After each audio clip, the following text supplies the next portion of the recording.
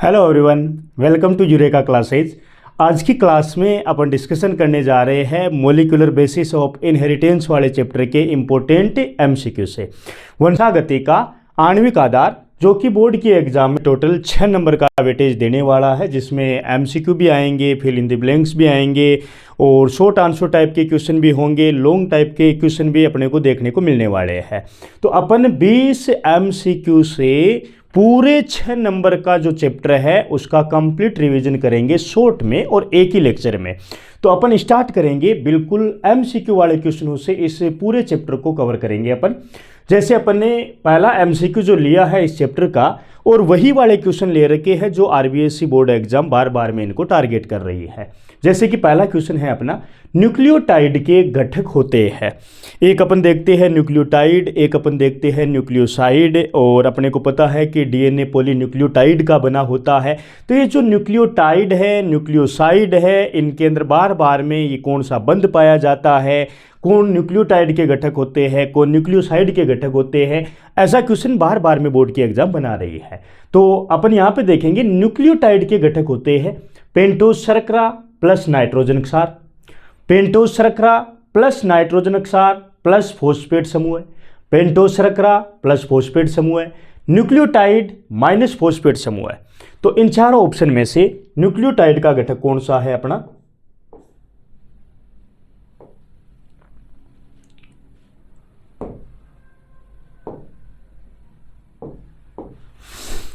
एक एक करके देखेंगे अपन। जैसे लास्ट वाला ऑप्शन अपन देखते हैं, न्यूक्लियोटाइड माइनस फॉस्फेट समूह। तो यदि न्यूक्लियोटाइड में से फॉस्फेट समूह को अपन साइड में कर देंगे तो ये तो बनता है न्यूक्लियोसाइड। यदि ऊपर क्वेश्चन में ऐसा पूछा होता कि न्यूक्लियोसाइड का घटक कौन सा होता है तो अपना आंसर जा सकता था चौथा। फिर बोल रहा है पेंटोस शर्करा प्लस फॉस्फेट समूह। तो पेंटोस शर्करा के साथ में फॉस्फेट समूह मिलकर के कुछ भी नहीं बनाता है। फिर दे रखा है पेंटोस शर्करा प्लस नाइट्रोजन क्षार प्लस फॉस्फेट समूह। ये तीनों मिलकर के क्या बनाते हैं? ये मिलकर के बनाते हैं न्यूक्लियोटाइड। एक न्यूक्लियोटाइड के पास में क्या होता है? पेंटोस शुगर होती है, नाइट्रोजन बेस होते हैं और फॉस्फेट ग्रुप होता है।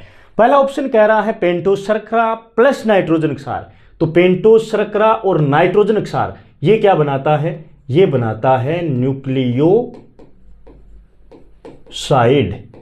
न्यूक्लियोसाइड में सिर्फ दो ही कंपोनेंट होते हैं, एक पेंटोस शुगर होती है और दूसरा नाइट्रोजन बेस होते हैं।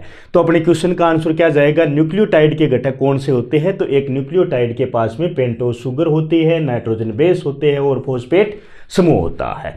ये अपना पहले क्वेश्चन का आंसर है। दूसरा क्वेश्चन भी इंपॉर्टेंट क्वेश्चन है, बार बार में अलग अलग तरीके से इनको पूछा जाता है। कौन से नाइट्रोजन क्षार आरएनए व डीएनए दोनों में पाए जाते हैं? तो नाइट्रोजन क्षार कौन कौन से होते हैं पहले तो अपन ये डिस्कशन कर लेते हैं। जो नाइट्रोजन क्षार होते हैं, नाइट्रोजन बेस होते हैं, वो 2 टाइप के हैं, अपने 2 प्रकार के होते हैं। पहला है प्यूरिन, दूसरा है पिरिमिडिन। अब प्यूरिन कौन से होते हैं? प्यूरिन होते हैं एडेनिन, जिसको हम ए से रिप्रेजेंट करते हैं। दूसरा होता है गुआनिन, जिसको हम जी से रिप्रेजेंट करते हैं। पिरिमिडिन होते हैं साइटोसिन, जिसको हम सी से रिप्रेजेंट करते हैं, और यूरेसिल, जिसको हम यू से रिप्रेजेंट करते हैं, थाइमिन, जिसको हम टी से रिप्रेजेंट करते हैं। ये डीएनए और आरएनए दोनों में ये प्यूरिन और पिरिमिडिन पाए जाते हैं। अब डीएनए में एडेनिन पाया जाता है, गुआनिन पाया जाता है, थाइमिन पाया जाता है और साइटोसिन पाया जाता है। अब इसका कंपैरिजन करें अपन आरएनए के साथ में, तो आरएनए में जो प्यूरिन होते हैं वो बिल्कुल वही मिलेंगे जो कि डीएनए में मिलते हैं, लेकिन आरएनए में पिरिमिडिन वो नहीं मिलेंगे जो डीएनए में मिलते हैं। जैसे साइटोसिन है, ये पिरिमिडिन डीएनए भी मिलता है, आरएनए में भी मिलता है। यूरेसिल है, ये सिर्फ आरएनए में मिलता है। और थाइमिन है, ये सिर्फ डीएनए में मिलता है। बाकी ये 3 ऐसे नाइट्रोजन बेस है जो कि डीएनए और आरएनए दोनों में मिलते हैं। तो हम बात करते हैं एडेनिन। एडेनिन डीएनए में भी है, आरएनए में भी है। थाइमिन, तो थाइमिन डीएनए में तो है लेकिन आरएनए में थाइमिन नहीं होता है। फिर एडेनिन और गुआनिन, एडेनिन और गुआनिन ये डीएनए में भी होते हैं और आरएनए में भी होते हैं, तो अपना आंसर जाएगा ये। गुआनिन डीएनए और आरएनए दोनों में होते हैं लेकिन यूरेसिल सिर्फ और सिर्फ किसके पास में होता है? आरएनए के पास में होता है। साइटोसिन डीएनए आरएनए दोनों में होता है लेकिन यूरेसिन की बात करें तो ये किस में होता है? आरएनए में होता है। तो वो वाले नाइट्रोजन बेस जो डीएनए और आरएनए दोनों में मिलते हैं वो एडेनिन होता है, गुआनिन होता है और साइटोसिन होता है। अपन ऐसे भी बात कर ले कि कौन सा प्यूरिन कौन से पिरिमिडिन के साथ में बाइंड करता है, तो एडेनिन जो होता है वो हमेशा थाइमिन के साथ में जुड़ता है यदि कंडीशन डीएनए की हो तो, और आरएनए की हो तो आरएनए में एडेनिन हमेशा यूरेसिल के साथ में डबल हाइड्रोजन बॉन्ड के साथ में जुड़ता है। गुआनिन है वो ट्रिपल हाइड्रोजन बॉन्ड के साथ में साइटोसिन के पास में, और आरएनए में भी गुआनिन है वो साइटोसिन के साथ में ही बाइंड करता है। और इनके बीच में ये जो बॉन्डिंग दिखा रहे हैं ये होती है हाइड्रोजन बॉन्ड वाली, कि एडेनिन और थाइमिन के बीच में 2 हाइड्रोजन बॉन्ड होते हैं और गुआनिन और साइटोसिन के बीच में 3 हाइड्रोजन बॉन्ड होते हैं। तो ये अपने 2 क्वेश्चन क्लियर है। उसके बाद में नेक्स्ट क्वेश्चन की अपन बात करते हैं बंदों में से। यहां से भी बार बार में क्वेश्चन बनते हैं, कोई ना कोई बंद एग्जाम पूछ ही लेती है। तो अभी देखते हैं कि क्वेश्चन में किसके बीच में पूछा है। नाइट्रोजन क्षार व फॉस्फेट समूह के बीच कौन सा बंध पाया जाता है। तो अपन पहले तो एक एक ऑप्शन की बात करेंगे। जैसे डाइसल्फाइड बॉन्ड है, ये अपनी एनसीईआरटी में 2 ही जगह पे इनका जिक्र कर रखा है। एक तो इंसुलिन जो होता है, इंसुलिन कि ए पेप्टाइड व बी पेप्टाइड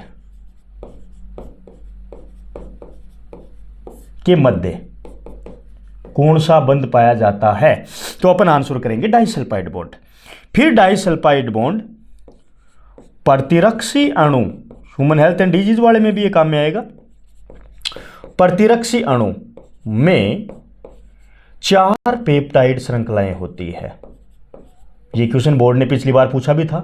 4 पेप्टाइड श्रृंखलाएं होती है, 2 होती है अल्फा और 2 होती है बीटा, या अपन ये बोल सकते हैं 2 तो होती है भारी श्रृंखला और 2 होती है हल्की श्रृंखला, हेवी और लाइट। इन दोनों श्रृंखलाओं के बीच में कौन सा बॉन्ड मिलता है, तो वो मिलता है डाइसल्फाइड बॉन्ड। फिर एन ग्लाइकोसाइडिक बंध, एन ग्लाइकोसाइडिक बंध किसके बीच में मिलता है? नाइट्रोजन क्षार और पेंटोज शर्करा। नाइट्रोजन क्षार और पेंटोज शर्करा के मध्य कौन सा बंध पाया जाता है? एन ग्लाइकोसाइडिक बंध पाया जाता है, लेकिन क्वेश्चन अपना ये नहीं है। फिर है फॉस्फोडाइएस्टर बंध। ये एक तो 2 न्यूक्लियोटाइड के मध्य पाया जाता है, 2 न्यूक्लियोटाइड के मध्य पाया जाता है। दूसरा फॉस्फोडाइएस्टर आंसर कब करेंगे? जब अपने को बोलेंगे पेंटोज शर्करा व फॉस्फेट समूह के मध्य कौन सा बंध पाया जाता है? फॉस्फोडाइएस्टर। किसी के साथ में भी फॉस्फोडाइएस्टर बंध तब होता है, कोई भी हो, नाइट्रोजन बेस हो, पेंटोज शुगर हो, उसके साथ में यदि फॉस्फेट ग्रुप है तो फॉस्फेट ग्रुप जहां कहीं भी दिखे अपने को आंसर करना है फॉस्फोडाइएस्टर बंध। हाइड्रोजन बंध, हाइड्रोजन बंध किस में पाया जाता है? 2 नाइट्रोजन क्षारकों के मध्य हाइड्रोजन बंध पाया जाता है। अब यहां पे पेंटोज शुगर व फॉस्फेट समूह है, या फिर नाइट्रोजन क्षार और फॉस्फेट समूह, इनके बीच में कौन सा बंध मिलेगा अपने को? फॉस्फोडाइएस्टर। तो यहाँ पे लिखा है नाइट्रोजन क्षार और फॉस्फेट समूह के बीच कौन सा बंध पाया जाता है? तो अपना आंसर कौन सा है? Phosphodiester bond. जिस ग्रुप के साथ में भी फॉस्फेट ग्रुप ऐड हो रहा है वहां पे हमेशा फॉस्फोडाइएस्टर बॉन्ड आएगा, और दो न्यूक्लियोटाइड के मध्य भी कौन सा बॉन्ड मिलता है अपने को? फॉस्फोडाइएस्टर बॉन्ड मिलता है। फिर अपन नेक्स्ट क्वेश्चन की बात करते हैं। ये इस चैप्टर में साइंटिस्ट से बनाए गए क्वेश्चन है। अलग अलग वैज्ञानिकों के भी एक्सपेरिमेंट देख करके साइंटिस्ट के नाम पूछे जाते हैं। जैसे अपन बात करते हैं डीएनए प्रतिकृतियन अर्धसंरक्षी, ये क्या है? अर्धसंरक्षी विधि द्वारा होता है, ये प्रमाणित किया गया है। हर्शे व चेस, वाटसन व क्रिक, जेकब व मोनार्ड, मिशेल्सन व स्टॉल। तो यहाँ पे अपन एक एक की बात करते हैं। जैसे हर्शे और चेस है, इन्होंने इस चैप्टर में क्या काम किया है? इन्होंने ये बोला है डीएनए ही आनुवांशिक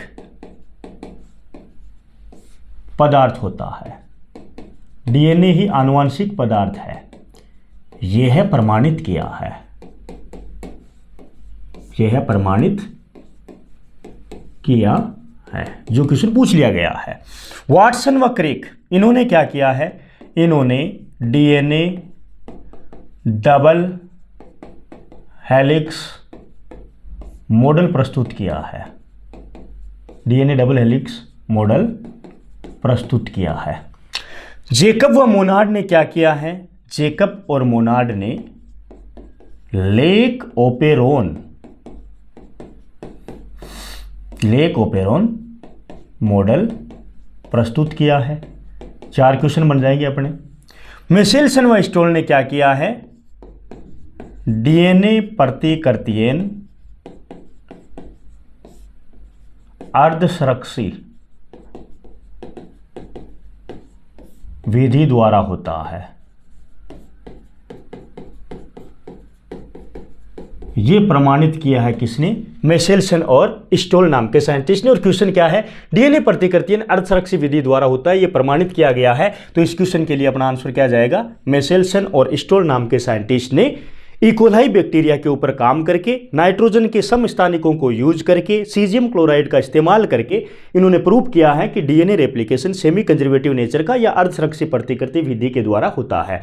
जेकब व मोनार्ड ने इकोलाई कोशिका में लेक ओपेरॉन मॉडल को प्रस्तुत किया है। वाटसन और क्रिक ने डीएनए डबल हेलिक्स मॉडल दिया है, और ये कौन सा डीएनए दिया है? इन्होंने बी डीएनए दिया है। दूसरा, वाटसन और क्रिक ने और क्या किया है? वाटसन और क्रिक ने डीएनए अर्धसंरक्षी प्रतिकृति मॉडल प्रस्तुत किया है। अब मॉडल देने वाला, डीएनए की अर्धसंरक्षी प्रतिकृति का मॉडल देने वाला साइंटिस्ट तो कौन है? वाटसन व क्रिक।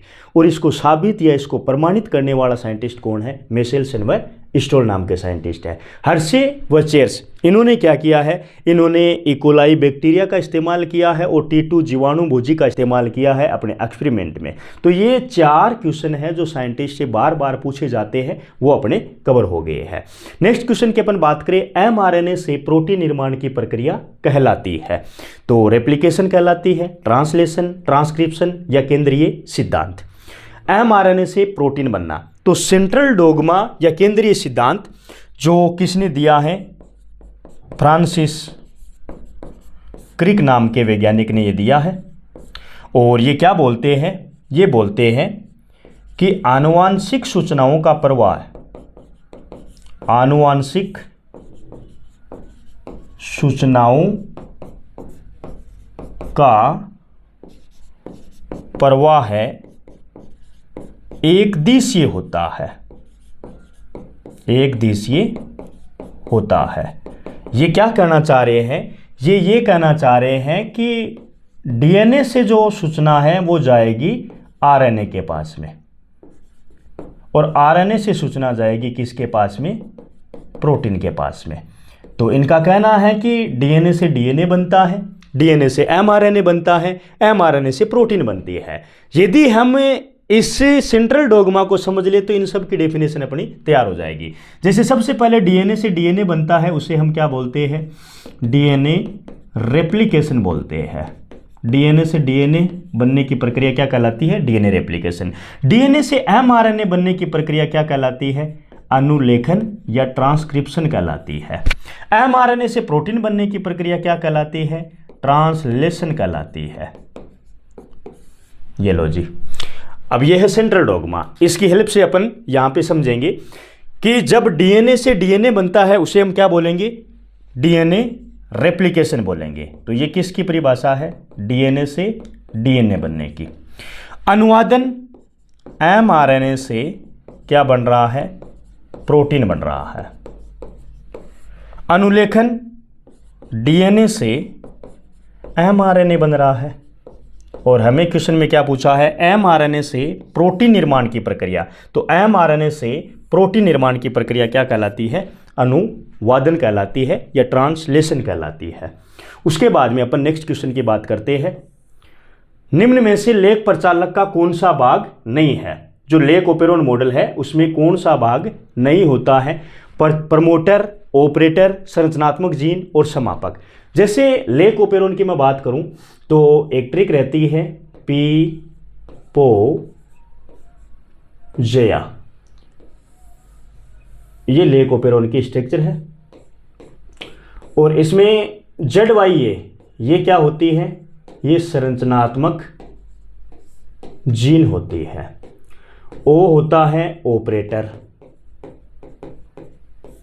पी होता है प्रमोटर और आई होता है इनहिबिटर। पी वापिस से प्रमोटर।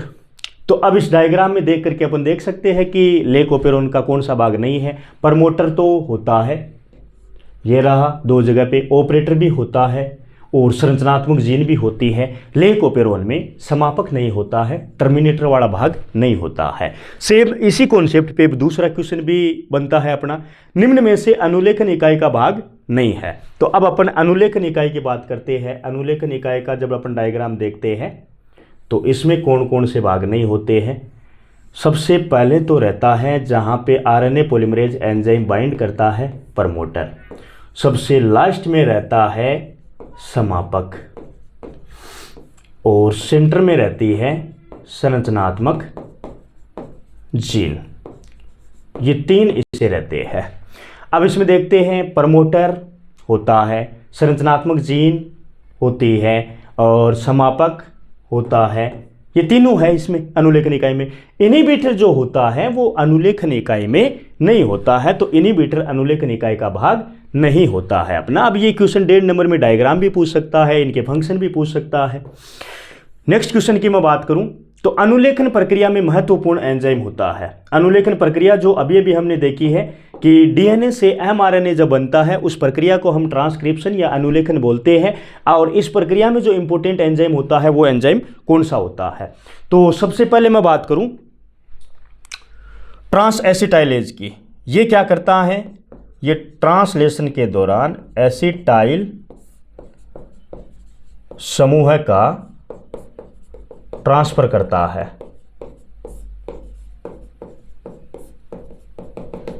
हेलिकेज एंजाइम क्या करता है? रेप्लिकेशन के समय डीएनए कुंडलन को खोलता है। तो ये तो रेप्लिकेशन का हो गया है। और द्विरज्जु की डीएनए को एकल रज्जुकी में बदलता है, एकल रज्जुकी में बदलता है। ये बात हो गई है हेलिकेज एंजाइम की। आरएनए पॉलीमरेज और डीएनए पॉलीमरेज। तो डीएनए पॉलीमरेज जब डीएनए से डीएनए का फॉर्मेशन होता है जिसको हम डीएनए प्रतिकृति बोलते हैं, यहाँ पे इंपॉर्टेंट एंजाइम जो काम करता है वो डीएनए पॉलीमरेज करता है। आरएनए पॉलीमरेज जब डीएनए से एमआरएनए बन रहा होता है जिसको हम बोलते हैं अनुलेखन या ट्रांसक्रिप्शन, उस समय अपना आरएनए पॉलीमरेज एंजाइम है वो इंपॉर्टेंट होता है, जो कि प्रमोटर वाले भाग के ऊपर जाकर के जुड़ता है। तो क्वेश्चन यही कह रहा है अनुलेखन प्रक्रिया में महत्वपूर्ण एंजाइम कौन सा है, तो अनुलेखन प्रक्रिया में महत्वपूर्ण एंजाइम कौन सा गया, अपना आरएनए पॉलीमरेज एंजाइम। तो इसका करेक्ट आंसर है अपना RNA polymerase enzyme. Next question की मैं बात करूं, निम्न में से कौन सा समापक कोडोन है, जेनेटिक कोड में से क्वेश्चन बनाया गया है। एक समापक कोडोन होता है और एक इनिशिएशन कोडोन होता है, प्रारंभन कोडोन होता है। तो कौन सा कोडोन समापक कोडोन का एग्जाम्पल होता है, तो सबसे पहले इसमें दे रखा है AUG। अब जो AUG होता है ये होता है स्टार्ट कोडोन, प्रारंभन कोडोन। पहली बात तो इसकी हो गई ये। दूसरी बात इसकी ये है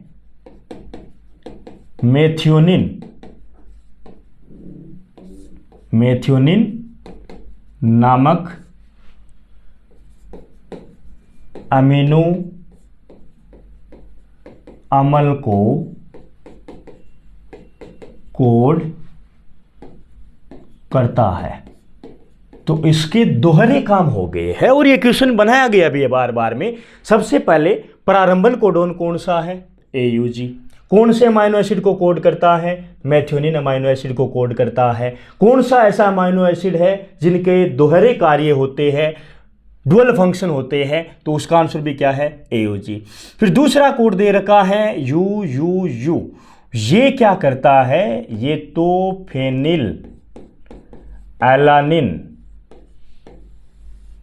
नामक अमाइनो एसिड को कोड करता है, जो 2025 में पूछा गया भी था अतिलोगारिथमिक में, कोड करता है। फिर है UAA।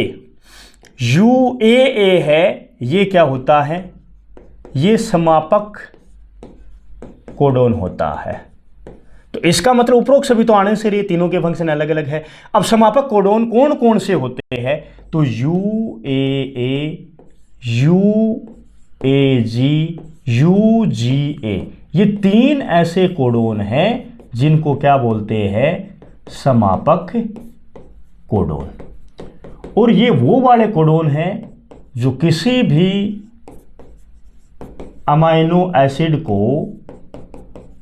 कोड नहीं करते हैं, इसलिए इनको नॉनसेंस कोडोन के नाम से भी जाना जाता है। नॉनसेंस कोडोन के नाम से भी इनको जाना जाता है। फिर नेक्स्ट क्वेश्चन की अपन बात करें, इसका आंसर तो कौन सा हो गया, थर्ड वाला UAA, या हो सकता था UAG भी आ सकता था, यहाँ पे UGA भी आ सकता था। फिर अगला क्वेश्चन है, निम्न में से आनुवांशिक कूट की विशेषता है। तो आनुवांशिक कूट कोमा रहित होते हैं, आनुवांशिक कूट असंदिग्ध होता है, आनुवांशिक कूट सार्वत्रिक होता है, आनुवांशिक कूट अपराशित होता है, आनुवांशिक कूट त्रिक होता है, आनुवांशिक कूट अनतिव्यापी होता है, या फिर उपरोक्त सभी। तो ये क्वेश्चन सीधा 3 नंबर वाले क्वेश्चन में जा रहा है बड़ा, कि आनुवांशिक कूट की विशेषता। तो पहली विशेषता कि आनुवांशिक कूट कोमा रहित होते हैं, एक विशेषता। आनुवांशिक कूट असंदिग्ध होता है, 2 विशेषता। आनुवांशिक कूट सार्वत्रिक, सार्वभौमिक या सर्वव्यापी होता है, 3 विशेषता। आनुवांशिक कूट अपहरासित होते हैं, 4थी विशेषता। आनुवांशिक कूट त्रिक होते हैं, 5वीं विशेषता। आनुवांशिक कूट अनतिव्यापी होते हैं, 6वीं विशेषता। प्रारंभन कोडोन 7वीं विशेषता, समापन कोडोन 8वीं विशेषता। और अपने से बड़ा क्वेश्चन बनता है कि आनुवांशिक कूट की कोई 4 विशेषताएं बताओ। तो यहाँ पे आंसर अपना जा रहा है उपरोक्त सभी। और यहाँ इस ऑप्शन वाले क्वेश्चन में MCQ में भी अपने को 6 आनुवांशिक कूट की विशेषताएं दिख रही है। नेक्स्ट क्वेश्चन की मैं बात करूं, मानव जीनोम परियोजना HGP की विशेषता नहीं है। तो अपने ये क्वेश्चन काम में आएगा कि मानव जीनोम परियोजना की विशेषता क्या होती है, कोई 4 विशेषताएं बताइए, तो वहां पे ये अपने काम में आएगा। तो मानव जीनोम परियोजना HGP की विशेषता नहीं है। तो अपन देखते हैं, मनुष्य के अगुणित DNA में 3.3 × 10⁹ क्षार युग्म मिलते हैं।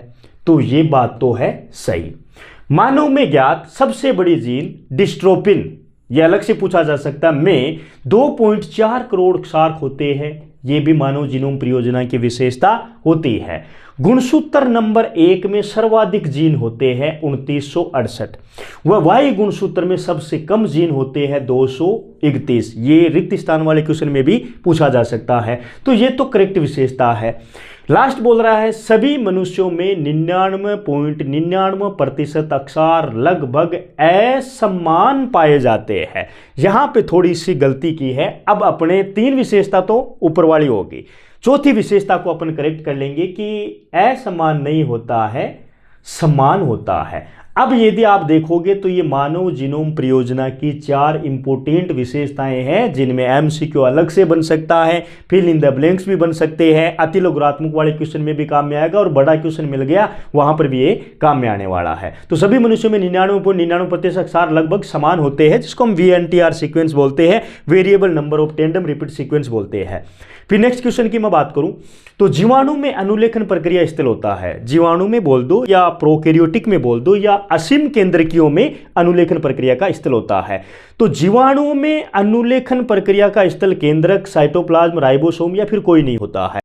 तो जीवाणु की बात करें तो जीवाणु में अनुलेखन की प्रक्रिया होती है साइटोप्लाज्म में, और यूकेरियोटिक तब आता जब यहां पे केंद्रक जब आता तब यहां क्वेश्चन में दे रखा होता यूकेरियोट्स, ससीम केंद्रकी में अनुलेखन प्रक्रिया का स्थल है केंद्रक।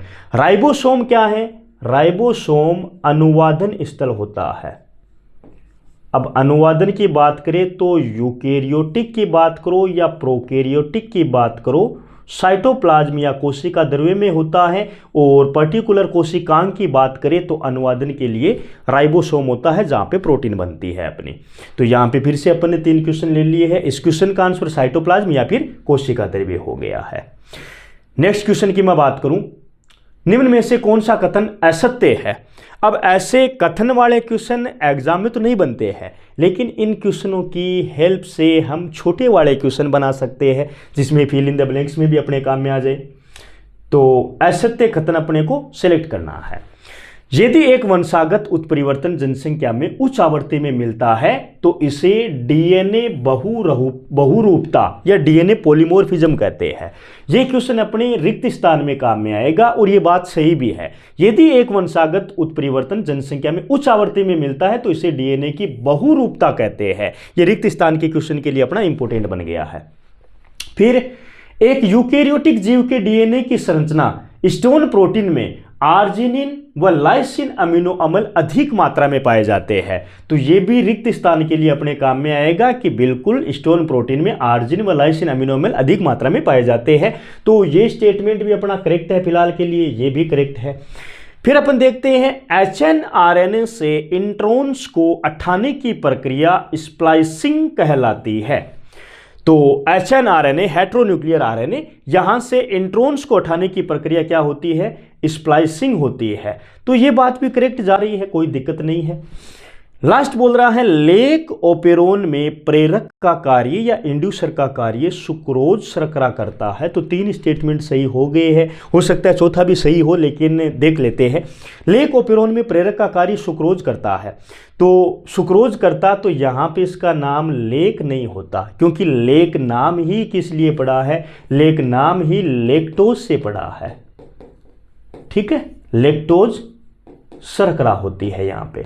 तो ये करेक्ट स्टेटमेंट कैसे करेंगे अपन? लेक ओपेरोन में प्रेरक का कार्य सुक्रोज शर्करा नहीं करती है, लेक्टोज शर्करा करती है। अब ये चारों स्टेटमेंट अपने सही हो गए हैं, जो अपने को 4 छोटे वाले नए क्वेश्चन दे रहे हैं। नेक्स्ट क्वेश्चन की मैं बात करूं, आरएनए पॉलीमरेज 3 किसके अनुलेखन के लिए जिम्मेदार होते हैं? तो हम बात करते हैं पहले तो कि आरएनए पॉलीमरेज एंजाइम जो होते हैं वो 3 टाइप के होते हैं। RNA polymerase first, RNA polymerase second, RNA polymerase third. ये 3 होते हैं यूकेरियोट्स में, और इधर अपने को आरएनए से रिलेटेड ही बात कर रखी है और आरएनए पॉलीमरेज 3 की बात कर रखी है। आरएनए पॉलीमरेज फर्स्ट होता है, वो एमआरएनए के लिए जिम्मेदार है, आरआरएनए के लिए जिम्मेदार होता है, एमआरएनए के लिए नहीं है।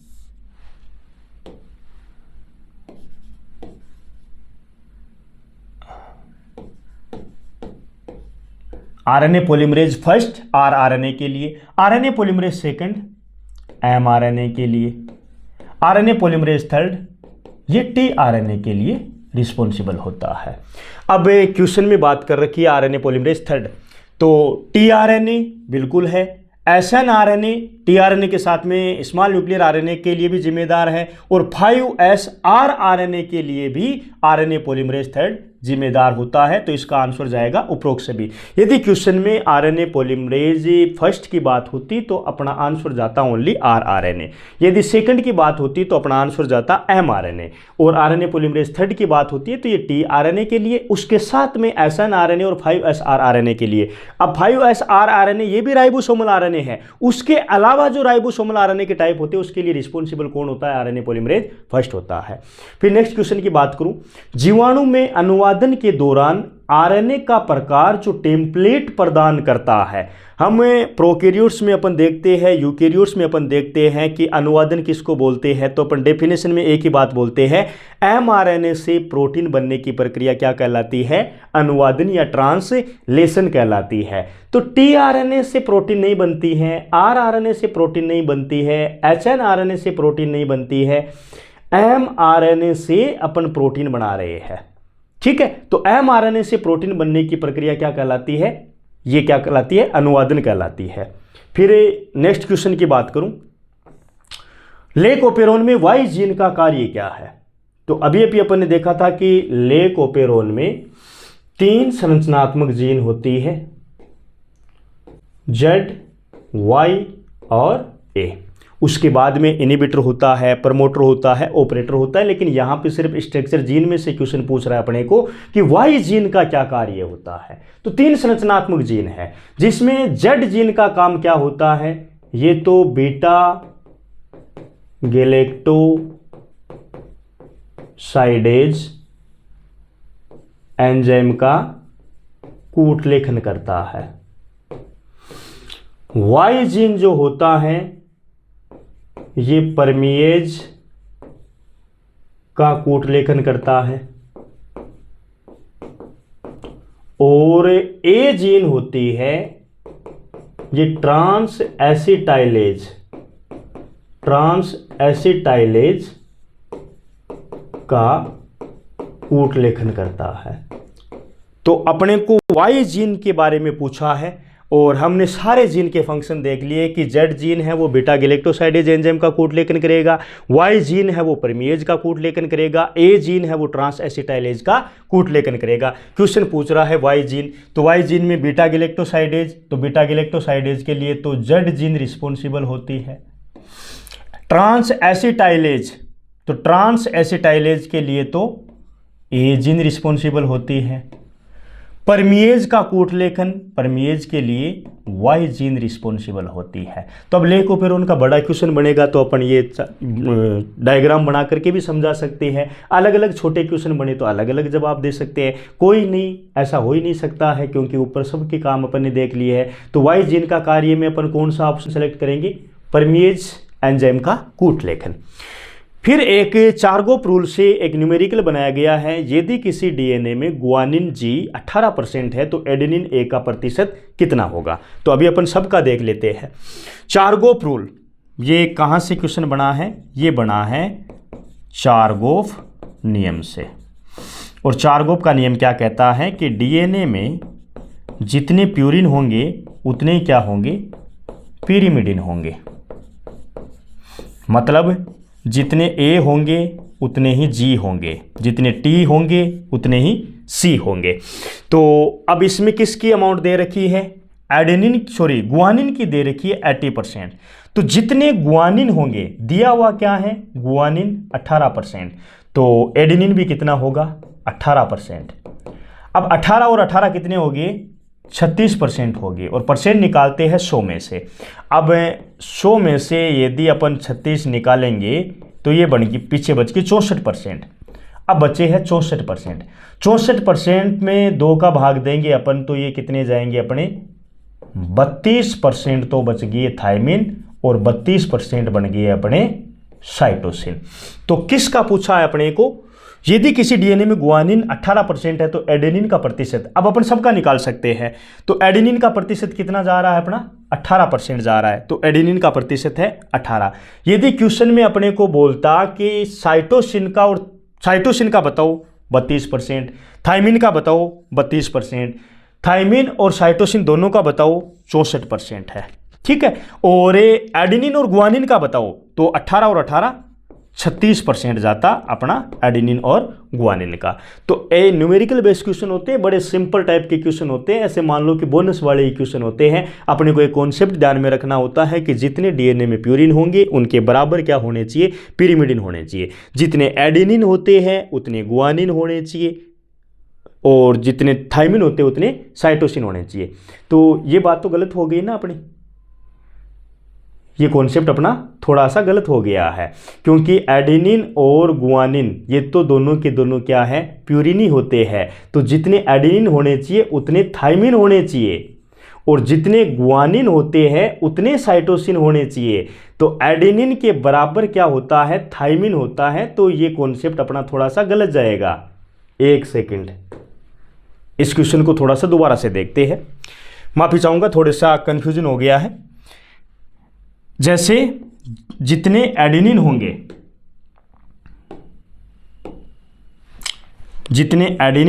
उतने क्या होंगे, थाइमिन, और जितने गुआनिन होंगे उतने क्या होंगे, साइटोसिन। तो इसमें गुआनिन है 18%, तो साइटोसिन भी कितने होंगे, 18% होंगे। अब 18 और 18 कितने हो गए अपने, 36 हो गए, पीछे बचे 64। तो इसमें एडेनिन होगा, वो होगा 32%, और थाइमिन होगा, वो भी कितना होगा, 32%। तो अब अपन देखते हैं कि गुआनिन 18% है तो एडेनिन कितना परसेंट है। तो गुआनिन 18 है तो एडेनिन का आंसर जाएगा अपना 32%, और जितना एडेनिन है उतना ही थाइमिन होता है, तो थाइमिन का भी क्या जाएगा, 32%, और जितना गुआनिन है उतना ही साइटोसिन है, तो साइटोसिन का क्या जाएगा, 18%। इस क्वेश्चन के लिए अपना आंसर जाएगा 32%, क्योंकि इसने एडेनिन पूछा है। कॉन्सेप्ट अपना इसलिए गलत हो गया था क्योंकि मैंने प्यूरिन को ले लिया था और पिरिमिडिन को अलग ले लिया था, जबकि चारगोप साहब ये बोलते हैं कि जितने प्यूरिन होते हैं उतने ही पिरिमिडिन होते हैं। तो प्यूरिन अपने एडेनिन और गुआनिन होते हैं, और पिरिमिडिन अपने थाइमिन और साइटोसिन होते हैं, और एडेनिन का कॉम्प्लीमेंट्री बनता है क्या, थाइमिन। तो जितने एडेनिन होंगे उतने ही थाइमिन होंगे, जितने गुआनिन होंगे उतने ही साइटोसिन होंगे। ये इस कॉन्सेप्ट पे क्वेश्चन था। फिर नेक्स्ट क्वेश्चन की बात करते हैं। निम्नलिखित में से डीएनए फिंगरप्रिंटिंग का उपयोग है, तो ये बड़ा क्वेश्चन अपना बन सकता है कि डीएनए फिंगरप्रिंटिंग के कोई 2 उपयोग लिखो, कोई 3 उपयोग लिखो।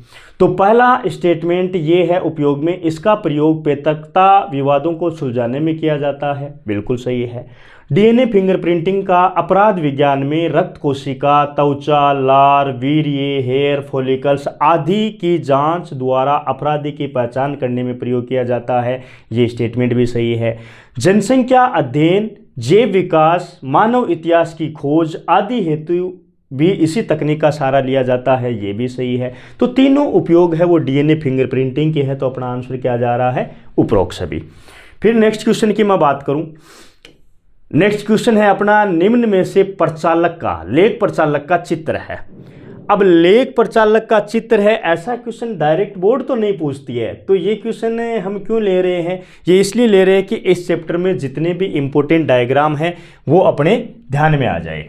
जैसे पहला ये जो डायग्राम दिख रहा है आपको, ये किसका हो सकता है, ये डायग्राम है रेप्लिकेशन फोर्क का। ये डायग्राम है प्रतिकृति द्विशाख का, रेप्लिकेशन फोर्क का, और ये अलग से क्वेश्चन अपने को पूछा जा सकता है। दूसरा डायग्राम है अपना जो बोर्ड के एग्जाम के लिए इंपॉर्टेंट है, वो है ट्रांसक्रिप्शन यूनिट का। ये जो डायग्राम है ये किसका है, ये है ट्रांसक्रिप्शन यूनिट का, अनुलेखन इकाई का। 1.5 नंबर में अलग से क्वेश्चन आ सकता है, अनुलेखन इकाई का नामांकित चित्र बनाइए। तो प्रमोटर है, स्ट्रक्चरल जीन है, और टर्मिनेटर है। ऊपर वाला स्टैंड है टेम्पलेट स्टैंड, नीचे वाला है कोडिंग स्टैंड। और ये ट्रांसक्रिप्शन स्टार्ट साइट होती है, प्रमोटर के ऊपर आकर के कौन बाइंड होता है, आरएनए पॉलीमरेज एंजाइम। तो ये अपना 1.5 नंबर का अनुलेखन इकाई का डायग्राम हो गया है। तीसरा डायग्राम, ये जो डायग्राम दिख रहा है आपको, ये डायग्राम है किसका, ये है मानव जीनोम परियोजना का, जिसकी उम्मीद अपन नहीं करते हैं। ऐसा डायग्राम भी बोर्ड ने एक बार पूछ रखा है। ये डायग्राम जो है मानव जीनोम परियोजना का डायग्राम है, ह्यूमन जीनोम प्रोजेक्ट HGP का डायग्राम अपने को ये बनाना है। फिर अगला जो डायग्राम है, ये जो डायग्राम दिख रहा है, ये डायग्राम है अपना लेख प्रचालक का, और क्वेश्चन में अपने को यही बात की है। ये डायग्राम किसका है, लेख प्रचालक का डायग्राम है, जिसमें प्रमोटर है, इनिबिटर है, प्रमोटर, ऑपरेटर, और ये अपनी संरचनात्मक जीन है, Z जीन, Y जीन और A जीन। और ये डायग्राम जो है ये लैक्टोज की प्रेजेंस में और लैक्टोज की अब्सेंस में अपने को समझा रखे, जिनमें से एक डायग्राम अपने को बनाना होता है। और इस चैप्टर में जो इंपॉर्टेंट डायग्राम पूछे जाने हैं, जैसे निम्न में से अनुवादन का चित्र है, तो अनुवादन का कौन सा चित्र है, ये जो पहला डायग्राम ले रखा है अपन ने, ये डायग्राम किसका है, ट्रांसलेशन का ही है, अनुवादन का है। यहाँ पे अनुवादन की प्रोसेस नहीं पूछी है, ये अनुवादन अकेले का चित्र है, तो अपने को ये वाला डायग्राम बनाना है। उसके बाद में और इम्पोर्टेंट डायग्राम जो इस चैप्टर में से बनते हैं, जैसे ये डायग्राम है डीऑक्सीराइबोज न्यूक्लिक एसिड DNA। ये जो डायग्राम है ये पॉलीन्यूक्लियोटाइड श्रृंखला का डायग्राम है। ये डायग्राम किसका है, DNA की पॉलीन्यूक्लियोटाइड श्रृंखला का है।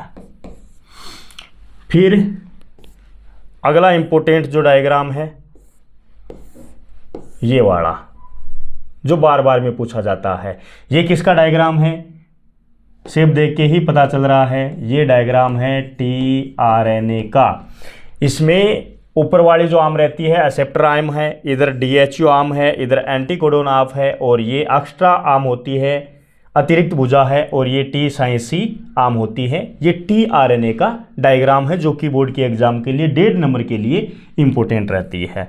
उसके बाद में लास्ट जो डायग्राम है, जो केमिस्ट्री और बायोलॉजी दोनों में चलता है अपना, ये किसका है, ये है DNA डबल हेलिक्स मॉडल।